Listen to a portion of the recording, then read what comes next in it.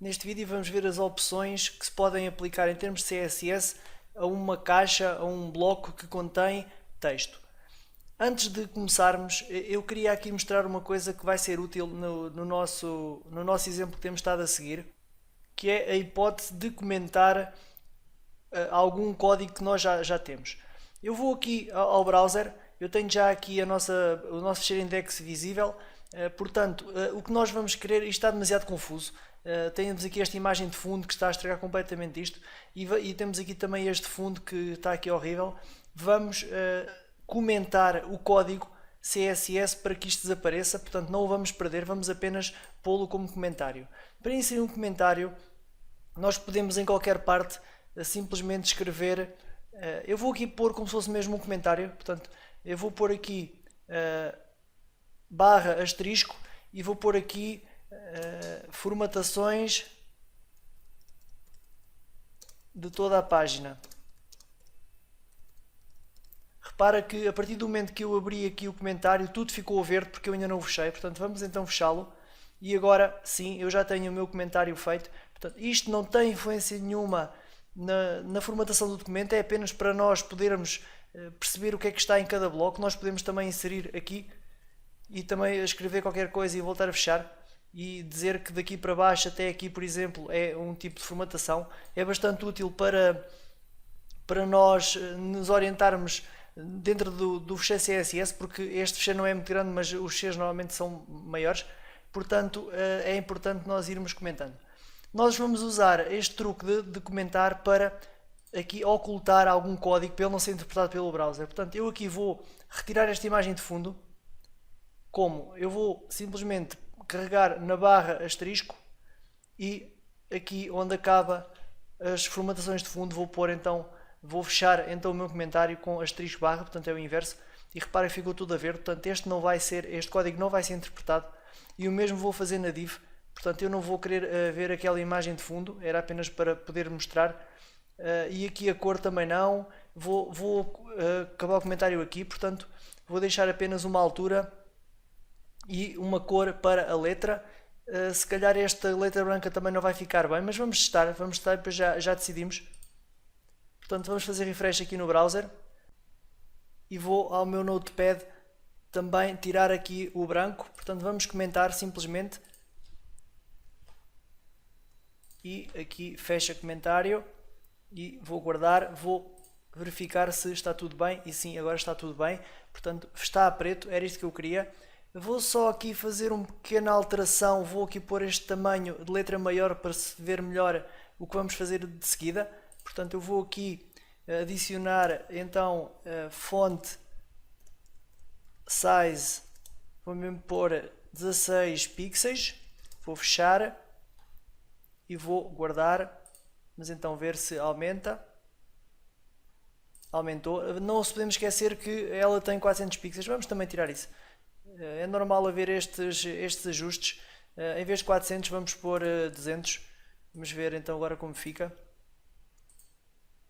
Portanto, ainda tem aqui bastante espaço, mas não interessa, não é importante. Então, vamos voltar ao nosso notepad. Eu quero mostrar aqui uma coisa que eu fiz entretanto aqui no fecheiro index. Eu nesta div coloquei aqui uma span, podes fazer o mesmo.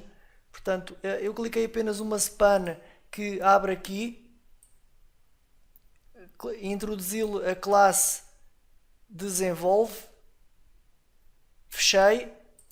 E dentro tem a palavra formatação, já cá estava dentro, portanto eu posso aqui fazer sem problema nenhum. Portanto eu vou aqui fechar isto tudo, portanto traz o teu texto assim. E aqui vamos apenas criar a span. Vamos fechá-la aqui depois de formatação. E aqui dentro vamos então aplicar a classe igual, abre e fecha parênteses. E agora desenvolve. Eu vou copiar para ter certeza que nas CSS é esta que está atribuída. Vou então mudar aqui para estilo CSS. E aliás, atribuída nós ainda não atribuímos, mas é para ter certeza que vamos atribuí-la bem. Portanto, como é uma classe, vamos começar com o ponto. Vou clicar em Ctrl V porque copiei, e vou abrir e fechar já os meus parênteses, portanto abre e fecha. Vou abrir então aqui as linhas. Aqui há uma coisa que não está a correr bem, já sei o que é.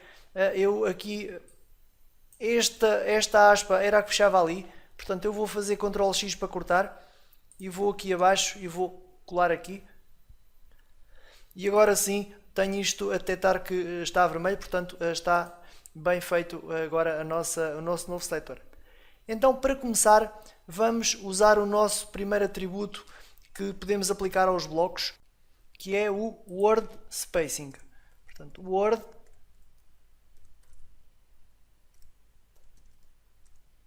Word Spacing, 2 pontos, e agora para começar podemos pôr, por exemplo, 25 pixels. Vou fechar, vou guardar, e aqui vamos ter atenção a uma coisa que eu induzi em erro. Aqui no fecheiro index.html vamos mudar e nós vamos ver o atributo Word Spacing, portanto espaço entre palavras, e dentro da minha div eu disse para colocarmos apenas uma palavra, portanto não iria funcionar. Portanto o que vamos fazer é, por exemplo, aqui este dentro, vou cortá-lo e vou colá-lo aqui assim, portanto para ter pelo menos 2 palavras para poder então ver qual o efeito que produz no browser. Portanto vou voltar ao meu estilo CSS porque é agora que vamos trabalhar lá, e vamos então ao browser fazer refresh apenas para ver o que vai acontecer. Portanto repara que aqui o espaçamento entre estas palavras aumentou para aquilo que nós dissemos. Vamos voltar aqui então ao nosso Notepad. Também podíamos usar os EMs, por exemplo 2 EMs, isto relativo ao tamanho da letra. Portanto seria exatamente o mesmo se eu colocasse aqui 2 EM, eu vou mesmo escrever, não vale a pena depois estar no browser. 2 EM seria igual, portanto se temos 16 pixels seria igual a 36 pixels de espaçamento entre as palavras. Também podia usar as percentagens exatamente da mesma forma como já vimos em aulas anteriores onde falámos sobre os EMs e as percentagens. E podíamos também usar as inches, podíamos usar os centímetros, podíamos usar os milímetros, tal como eu referi, que não são medidas aconselhadas para ecrã, mas de qualquer das formas podíamos usar. Portanto, só recapitulando, as medidas que devemos usar aqui serão ou os pixels, ou os EMs, ou a percentagem. São estes que podemos usar. Então, se existe um Word Spacing, provavelmente também existirá um Letter Spacing. Vamos testar. Portanto, Letter, eu vou apenas apagar ali, porque o resto é tudo igual. Letter Spacing.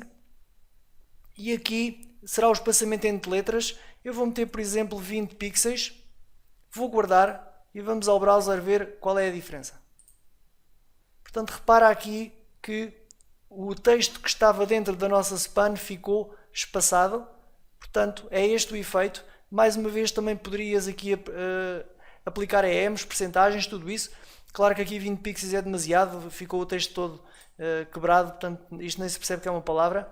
Mas de qualquer das formas é assim que tu podes espaçar as tuas letras e palavras como vimos anteriormente.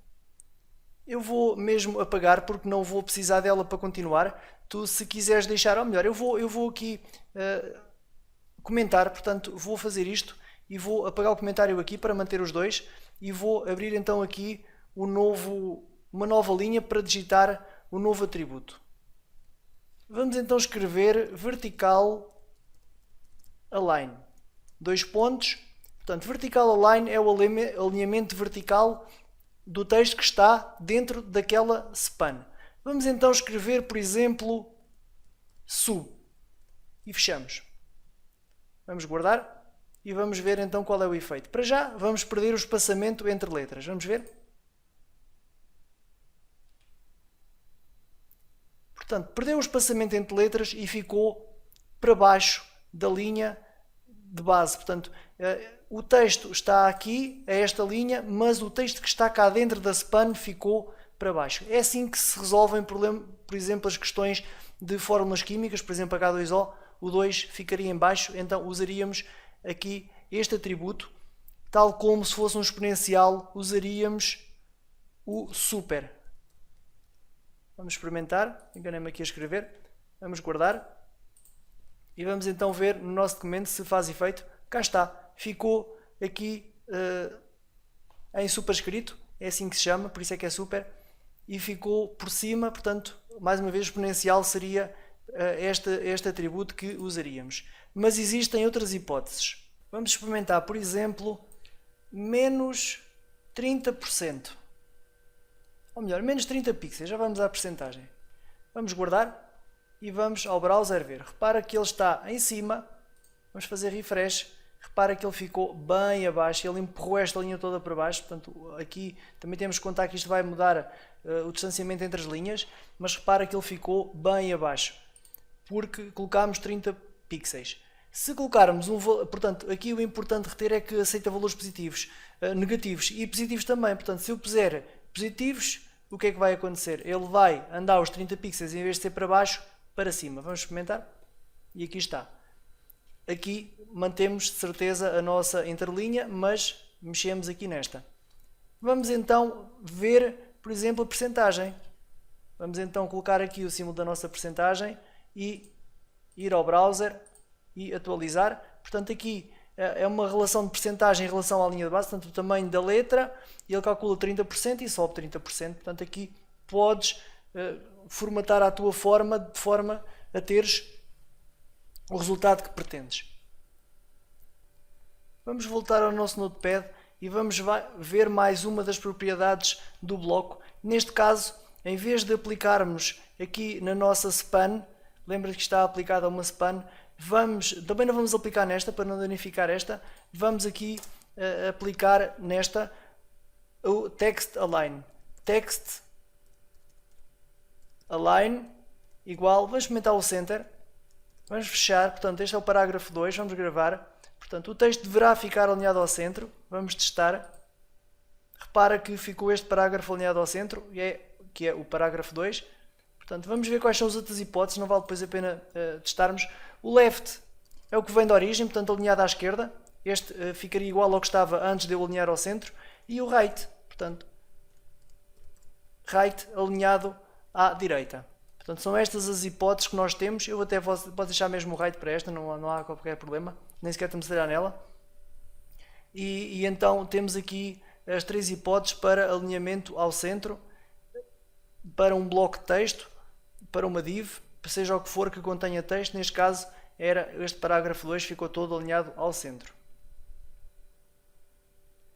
Vamos agora, nesta div parágrafo, vamos aplicar mais um, chama-se text indent, 2 pontos, e agora aqui podemos aplicar uma medida, tanto em pixels como em percentagens, ou mesmo em EMs. Portanto, aqui será a indentação, portanto, o avanço do primeiro parágrafo. Vamos experimentar, por exemplo, eu vou pôr um número grande, 100 pixels, eu sei que é demasiado para este avanço, mas vamos testar. Portanto, text indent, 100 pixels, vamos guardar e vamos ver o efeito no browser. Portanto, aqui já tenho isto alinhado à esquerda, tal como tinha dito, e repara que eu tenho então aqui este avanço. Vamos confirmar se é mesmo este. Portanto, aqui em vez de 100 eu vou aqui exagerar, vou meter 400, vou gravar e vou testar. Portanto, ele está aqui, vamos aplicar e ele avançou para a frente, então os 400 pixels. Como eu disse, também podemos aplicar em percentagem, por exemplo 20%, ou EMs, como achares melhor, por exemplo 2 EMs, também podes aplicar. Não vale a pena estar a vê-los todos, já começa a repetir-me. Portanto, aqui as medidas, nós já vimos isto com alguma atenção quando falámos do texto. Portanto, eu não vou testá-los todos, vou seguir para outros atributos que se podem aplicar ao bloco. Vamos aqui escrever white space. Eu devo me ter enganado a escrever. Exato, aqui não é preciso o H, mas vamos escrever então no wrap, ponto e vírgula, para fechar, e vamos guardar e ver o efeito no browser. Portanto, repara que esta linha não partiu, continuou toda, ou seja, todo o conteúdo da div não partiu. Vamos ver mais hipóteses. A que vem de origem é o wrap, portanto, para partir, vamos experimentar. Falta o W. Vamos experimentar se fica como estava originalmente. Ficou. Portanto, ele ajusta-se à dimensão da página e quebra na palavra que tiver que quebrar para manter a dimensão certa. No outro anterior ele esticou o layout todo, mas ainda existe mais uma que chama-se pré. Portanto, vamos experimentar. Vamos guardar. Ele no início vai parecer que é igual ao primeiro que nós experimentámos, que era o no wrap, mas vamos experimentar aqui. Portanto, aquele aqui não partiu. Mas não pode haver dois iguais, à partida tem que ter uma diferença. Então vamos aqui ao nosso Notepad e vamos identificar qual é a div, é esta, e pode ser aqui. Vamos experimentar colocar aqui um BR. Portanto, um BR quebra de linha, aqui antes do quando. Vamos ao nosso browser, eu não sei se fiz guardar, fiz senão não tinha dado. Então o que é que ele fez? Ele quebra só onde nós dermos indicação para quebrar. Neste caso foi um BR, se fosse um parágrafo também teria quebrado apenas nos sítios que nós indicamos. Portanto, o pré apenas nos sítios que nós indicamos. Também pode usar uma tag pré, mas não há necessidade disso. Uma tag pré dentro do HTML, mas não vamos complicar.